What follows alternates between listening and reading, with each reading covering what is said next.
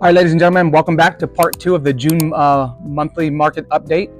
In this episode, we're going to talk about inventory, where it's at and where it's projected to go and where we're sitting at. And as I left off on the last episode, and I want to hit on this episode, and there's a slide by Bill McBride, founder of Calculated Risk, and he says, I always like to start with inventory, since inventory usually tells the tale. That's on anything. We're talking about the housing market here, but you can apply that to anything. And currently inventory is increasing year over year, so it is factually increasing, but it's still well below pre-pandemic levels. When we talk about pre-pandemic, we're talking about prior to 2020, so 2017, 2018, and 2019, and we're going to look at some of those numbers to show you where we're at, what we went through, and where we're trying to get back to level out the market. So on this slide here, it'll show you that year over year inventory rising, but still low, as I said a minute ago, compared to the same week. So this is talking about in May. So in May, this past May of 2024 compared to May of 2023 last year, we're 38.4%. So we have a third more houses on the market than we did at this time last year.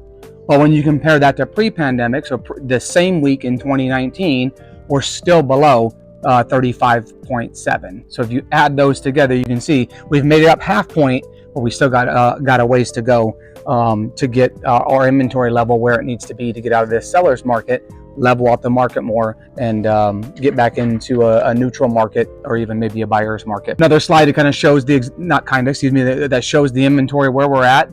This is what I was talking about. I wanted to capture 2017 to 2024. You can see in 2017, 2018, 2019, some pretty typical years. Active listings in the month of May is what this grabs, 1.1 to 1.2 million houses. All right. Then you'll see in 2020, the pandemic kicked off, interest rates plummeted. You started the active listings in the month of May dropped down to 928,000 and some change. You'll see what it did in 2021, 2022. We started creeping up last year in 2023, as we talked about, and you'll see where we're at this year in 2024, 787,000. So active listings are actively getting better, getting higher.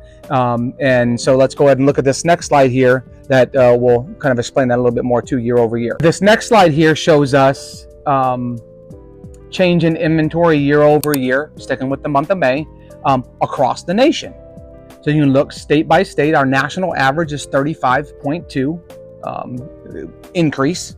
And you can see and pick your state and see where you're at. There's only 2 that are negative: South Dakota, which is my home state where my family is from, and Nevada. But everybody else is plus. And the state of Virginia, where we currently live, is plus 27.1%.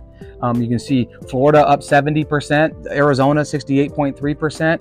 So active inventory is getting there. And we've talked about months of inventory. We need 3 to 5 months of inventory before we can get out of a seller's market and get back into a buyer's market. But the trajectory, is taking us in that manner.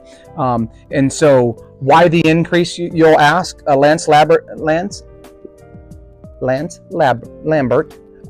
in this slide hits the point here. Why are new listings up year over year? The lock-in effect is easing a bit as the initial mortgage rate shock recedes in the rearview mirror, and as some sellers come to terms with the fact that their circumstances have changed and the sub 4% mortgage rates aren't returning anytime soon. Additionally, some newbie investors who piled into the market during the pandemic, 2020, 2021, 2022, with the low interest rates, are realizing that being a landlord isn't easy. So we had individuals flooding the market, getting after those low interest rates, turning them into rentals, and they're just tired of being landlords. Sellers, as we've talked about in previous months, and we agree with it. Why would I jump out of a 2-3% mortgage rate and jump into the 6 and 7s that we were in?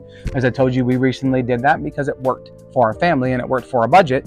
But people are starting to wrap their head around that. And then there's also new builds. We've hit on new builds in previous months, but let me show you what new builds are doing, which is just crazy. This slide here shows you that 1 in 3 homes on the market today are new construction. So we talked about it in previous months that new construction was below since the big housing crash in 2008 and 2009. They had been below the national average, and last year was the first year that we were above the average of where we needed to be. And now you'll see national average from 1983 to 2019 was 13% of houses on the market were new builds and new construction.